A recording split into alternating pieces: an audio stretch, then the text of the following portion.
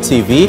My name is Njoroge, and for the next 3.5 hours, our assignment remains clear to brief you on what's happening around you. Good morning to you. My name is Shiksha Arora, and of course we will be briefing you all the way until, 12:30. And of course we'll be giving you more information with regards to what is happening not just in Nairobi but in the other counties, as well as international news.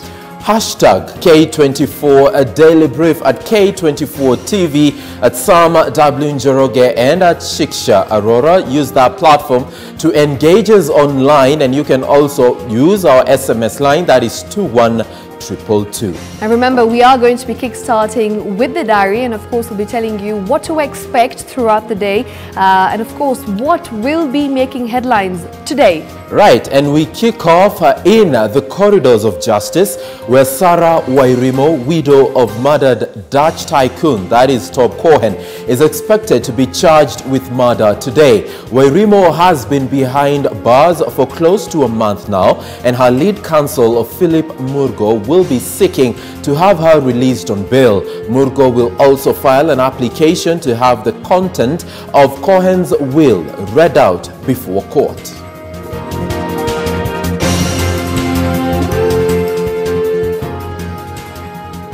And still at the courts, the divorce case involving Marianne Kitani and Meru Senator Mithika Linturi enters a crucial stage, with key witnesses expected to give submissions. The latest witness to take the stand was Marianne's mother, Rhonda Kipkoech.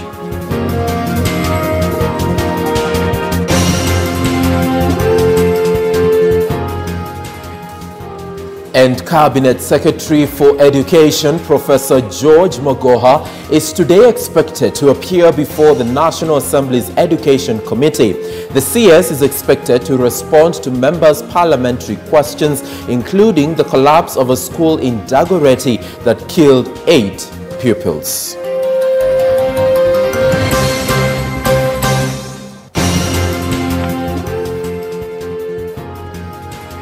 An ODM party leader is this morning expected to meet various delegations from different counties of Mount Kenya region at Chungwa House, the new ODM party headquarters in Lavington. The former Prime Minister will thereafter address a media conference touching on various matters of national interest.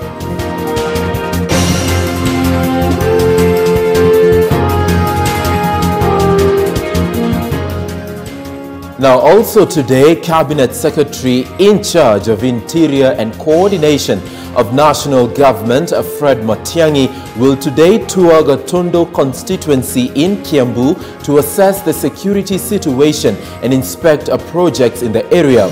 Matiang'i will be accompanied by Inspector General of Police, that is Hilary Mutyambai.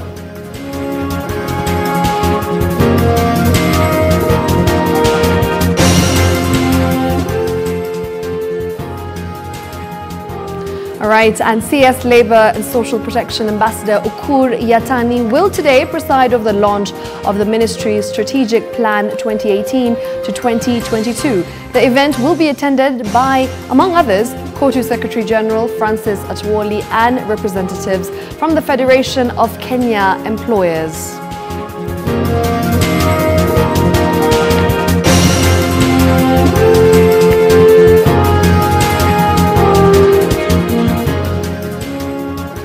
Now, also launching its strategic plan 2019-2020 today is the National Environment Management Authority. Now, the event, which is being held at the Boma Hotel in South Sea, will be presided over by Cabinet Secretary in charge of Environment, that is Keriako Tobiko.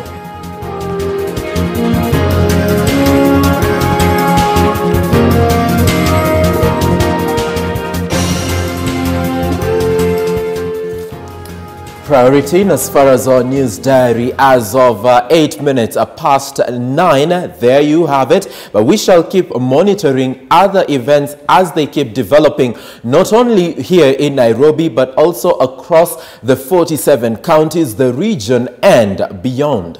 All right, for now we're going to be taking you to Nakuru County, where we've got our reporter Kigotho Mwangi on standby as he tells us what to expect from his end and, of course, what the day's diary entails in Nakuru.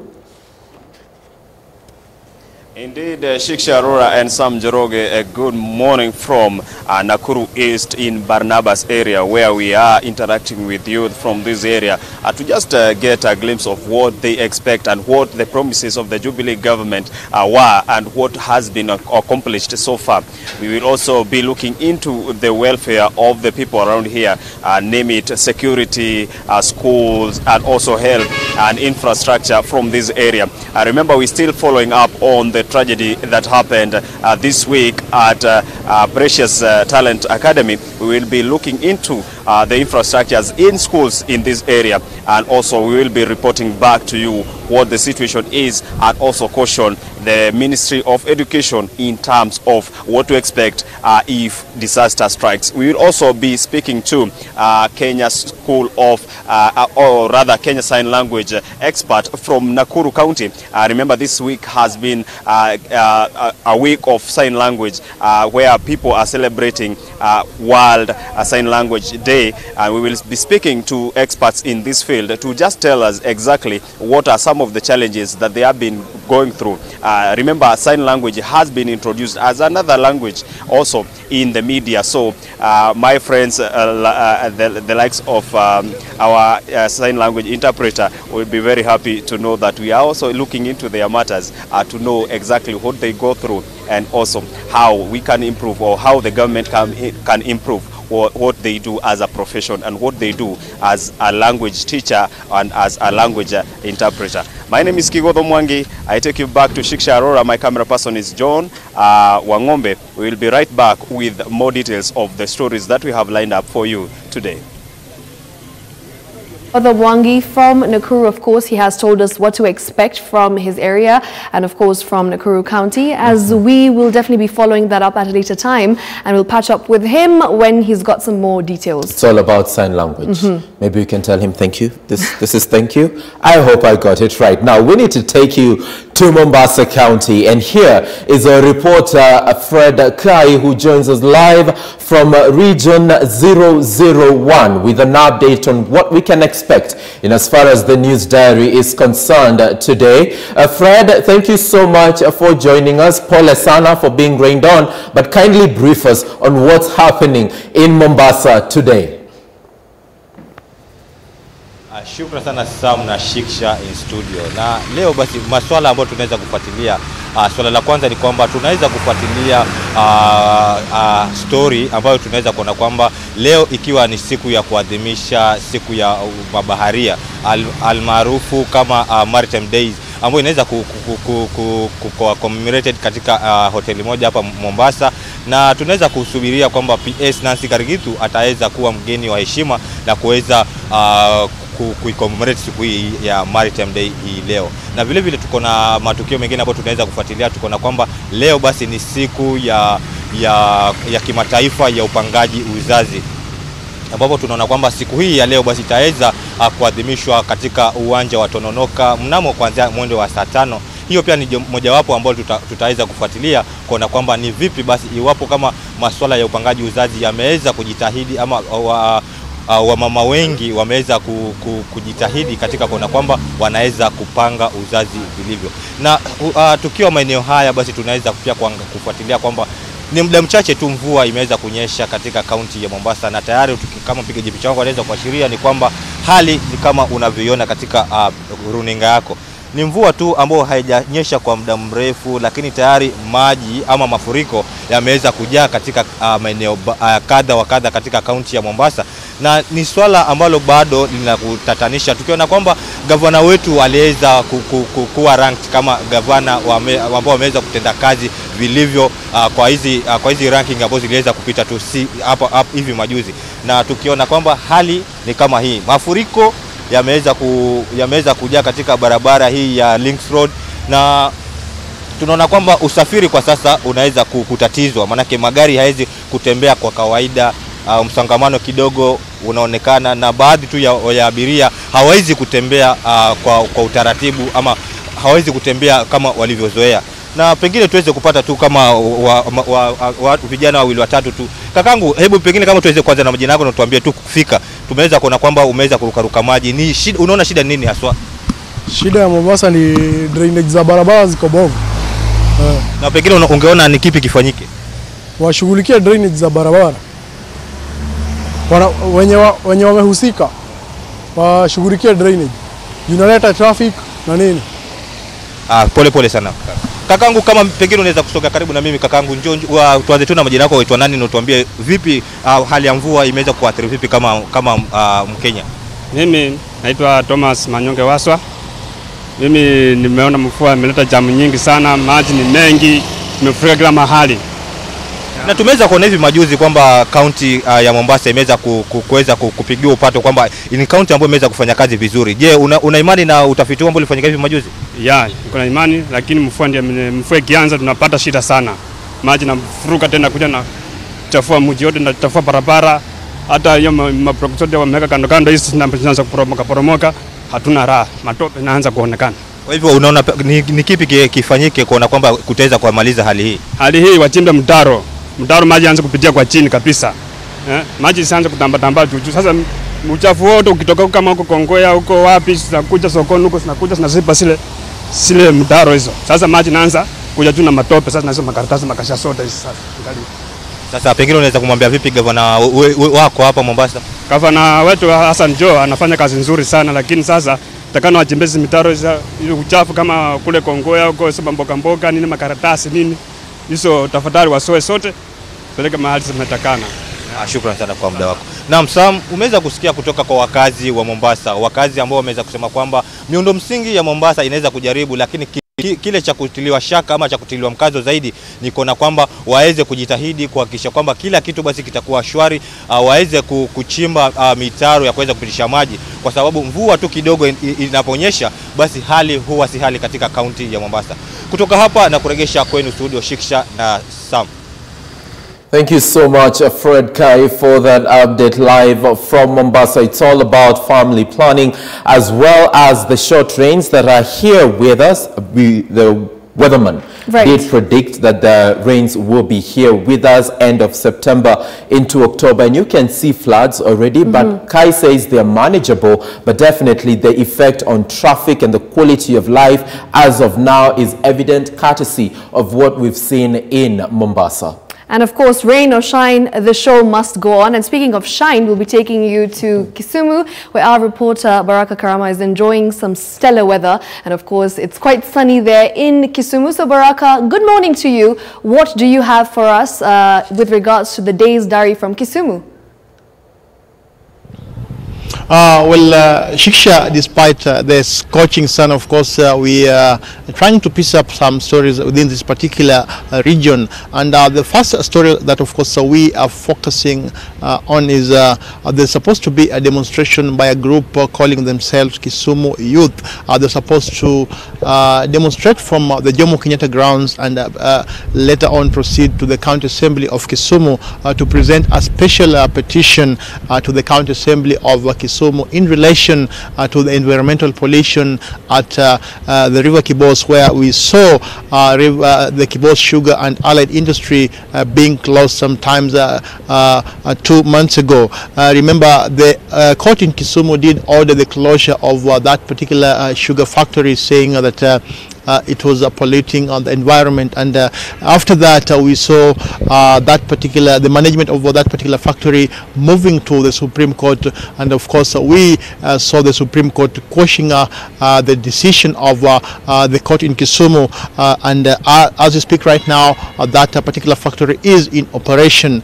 And remember, just last week on Friday, we saw members of parliament, the committee of education led by Julius Meli, the MP for Tilleret, visiting that particular factory on a fact-finding mission. Remember, that particular factory is just directly opposite Kibos prison for the blind, and of course we've seen quite a number of issues there. Parents and stakeholders crying foul that that particular factory, the location of course interferes with the learning process in that particular institution, and of course they demanded, or they called on the Ministry of Education to move up with speed to ensure that something is done urgently. And that was the main purpose why the Education Committee led by Julius Meli visited that that particular institution just to hear views and the cry of the pupils and the students there, and of course the management of the institution. And after that, they also had a meeting with the management of the Kibos Sugar Factory in relation to that particular issue, where they said they're supposed to present the report, and of which they'll give their recommendation as far as the assessment and findings that they did are concerned. So we're expecting a group of youths in Kisumu. Like I mentioned, they're calling themselves Kisumu youth. They're supposed to demonstrate from Jomo Kenyatta grounds. It's supposed to be a peaceful demonstration, we are told, up to the Kisumu County Assembly, where we expect that they're supposed to present the petition to the County Assembly. But interestingly or surprisingly, we are told that the County Assembly of Kisumu adjourned up to 8th next month, and we will just be waiting to see what will happen after that, going by the plan by the youths who are supposed to demonstrate from Jomo Kenyatta grounds to the County Assembly. So that is one of the stories that of course we are focusing on. Another story, we are trying to get reactions and comments from the Kenya Private Schools Association here in Kisumu, just to give us their comment in relation to the disaster that of course occurred in Nairobi. Remember, yesterday we saw the Education CS George Magoha moving with speed to ensure that the schools that are in a dilapidated state are closed immediately. And Kisumu County, to be precise, is also not an exception. Of course, there are various institutions within this particular county that of course the students and the pupils are living in a time bomb. So we'll be seeking comment and reactions from the stakeholders of education here in Kisumu, just to get their comment and views as far as the ongoing crackdown is concerned, and maybe what they expect the Ministry of Education to do just to avert or control the disaster that I can say is in waiting, going by the condition of the learning institutions here in Kisumu, where we've seen most of the pupils and students living in a time bomb. So we'll be getting details and reactions as far as that particular story is concerned. The last story that of course we are focusing on, and like I mentioned, it is the 4th week the nurses, health workers in Kisumu are still on strike. Yesterday they did a demonstration along the Oginga Odinga Street and ended up at the Prosperity House, and today we also expect the same. We had a conversation with the Kenya National Union of Official of Nurses, Maurice Opetu, who said that up to now the demands have not yet been met. So we'll be making a follow-up to that effect, just to try and get their comments and views, and maybe to get hold of the county executive led by Professor Peter Nyang'nyongo. We understand that he's still in Nairobi, but of course we'll be able to try and reach to them, maybe just to get their rejoinder, because this is the 4th week where we've seen paralysis in various health services here in Kisumu. We are talking about over 4,000 workers and 329 facilities that have been shut down. So that is the list of the stories that we are taking a critical look into, and of course we'll be able to update you and give you a proper information as far as those issues are concerned here in the Lakeside City. Back to you, Shiksha.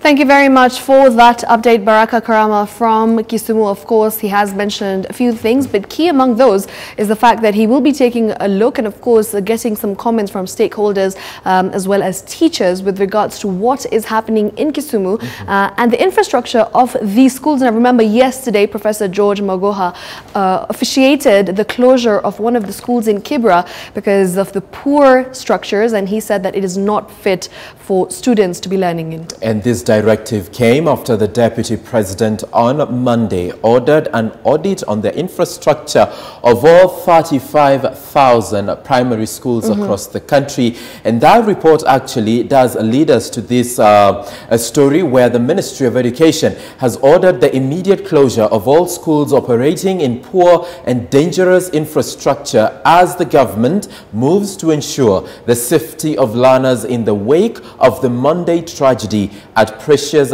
Talents Academy, which claimed the lives of 8 pupils. Now, Education Cabinet Secretary Professor George Magoha, who directed the closure of St. Catherine Children's Education Center in Kibra, announced the countrywide operation a day after K24 highlighted how learners in Nairobi's informal settlements were taking studies in deplorable and life-threatening conditions. Shukri Wachu joins us with that report.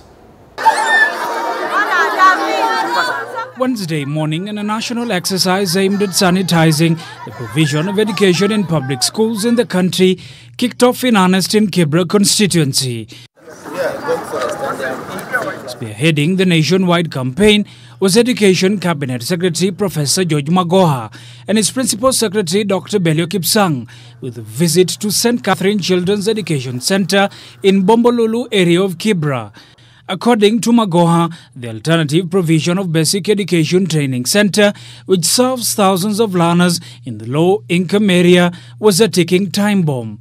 I've been to every room, I've been on the floor of the building, and basically there is no difference from the structure that collapsed.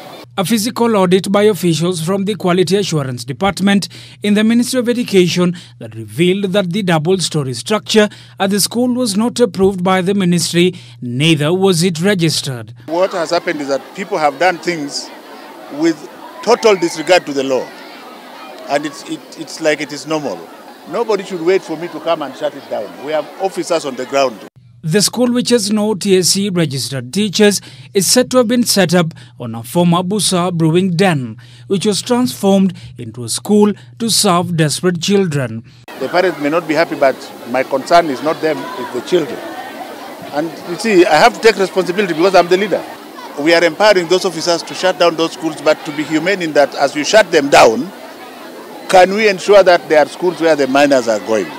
How do you expect a child to go into a new class, interacting with the new children in the new environment? You see, they would have given us time. The 207 learners at the center will now be transferred to the nearby Ayani Primary School, which has a capacity of 1,400 pupils. Meanwhile, following a report by K24 TV on the dangers posed by a makeshift bridge in Fota Nyayo slums connecting to several schools in the area, Magoha has assured that a new bridge will be constructed with immediate effect. I will take it up with CS Macharia, and I want to give you my word that that bridge shall be sorted out. The Ministry of Education is this Friday expected to release a report on the state of investigations on the Precious Talents Academy tragedy. It is the first step in a long process, no doubt, to streamline the education sector. This even as Education CS Professor George Magoha maintains that the safety of learners in schools remains the government's top priority. Shukri Wachu, K24. That is Shukri Wachu there, and you can imagine that is just but a fraction of the mess that is on the ground when it comes to the quality of infrastructure that schools enjoy, begging the question, how proactive are we to ensure that the incidents like similar to the ones or the one that we saw on Monday do not happen ever again? And of course, just to get more information on that particular question, we're going to be going to Kibra later on, and of course, that's going to happen in just a bit. But for now, it's time for a short break. We'll be right back.